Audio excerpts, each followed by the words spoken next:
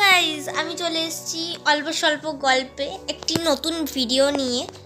তো আজকে ছিল আমার ছোট্ট মামার বার্থডে। তো বন্ধুরা, কিছুরে যে ছোট্ট মামার জন্মদিনের কথা বললো, এই ছোট্ট মামার পরিচয়টা একটু আমি দিয়ে দিই। আসলে আমি যখন অনেক ছোট ছিলাম তখন আমাদেরই পাশের বাড়িতে যারা আসেন তাদের আমি পিসি এবং পিসুমশাই বলে সম্বোধন করি।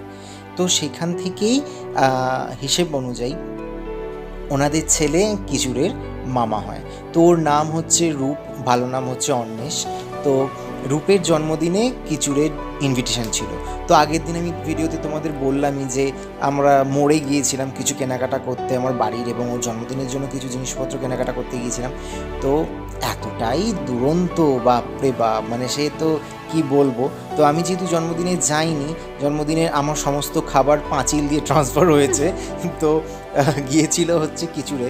তো কিচুরেই এবার বাকিটা বলবে জন্মদিনে ঠিক কী কী হলো আর কেমনভাবে ও জন্মদিনটা এনজয় করলো। কেক কাটার সময় চলে এসেছিল। এই ছোট্ট স্পার্কেল জ্বালানো নিয়ে ওর এত প্রবলেম হচ্ছিল কি বলবো। ভয়তে একদম চেয়ারের পিছনে লুকিয়ে পড়ছে, শেষ পর্যন্ত জ্বললো। এত ভয় পাচ্ছিল কেন কি জানি, ও ভাবছে ওর ছিটকে লাগবে আগুনটা ওর গায়ে। বাবা, এমন ফু দিল তো 9 উল্টেই চলে গেল। তো যাই হোক, ও 9 বছর বয়স হলো ওর।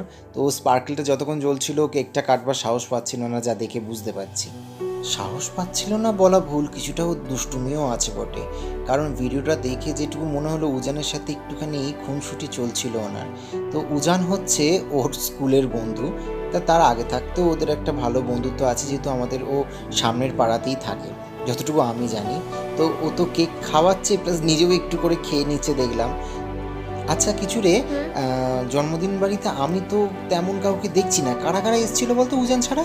উজান ছাড়া ওর ভাই ছিল, ওদের মা ছিল, একজন আঙ্কেল ছিল। আচ্ছা আচ্ছা, এটা তো প্রদীপ কাকু। ও, আমি তো চিনি না, তো আমি হ্যাঁ, তো জানতাম বলে না। রাখি প্রদীপ কাকু হচ্ছে যে পিসেমশাই তার বন্ধু হয়। আচ্ছা, তো এছাড়া পিঙ্কি দি বলে একজন এসেছিল। আচ্ছা, পিঙ্কি দি হচ্ছে, ও খুব ছোট্ট একটি মেয়ে, ও ফিজিওথেরাপিস্ট। পিসির সমস্ত পায়ের কোমরের যে প্রবলেমগুলো হয়, তো ও সেইরকমভাবে ওগুলো ঠিক করে। এই তো রে, তোর মৌমাসি এত দেরি করে এসেছিল? হ্যাঁ, পড়াচ্ছিল বলে লেট হয়ে গেছে। আচ্ছা, তো এখানে তো দেখছি আইসক্রিম দিচ্ছে। তোরা খাবার আগে আইসক্রিম খেয়েছিলিস, মানে ডিনারের আগে? হ্যাঁ, ডিনারের আগে দিয়েছিল। আচ্ছা, তো বন্ধুরা ডিনারের আগেই আইসক্রিম খেয়েছে, আর তার আগেই দেখতে পেলাম যে কেকের সাথে পায়েসও দিয়েছিল, তাই তো? হ্যাঁ, কেকের সাথে বাহ, পায়েস আর তাহলে আইসক্রিম।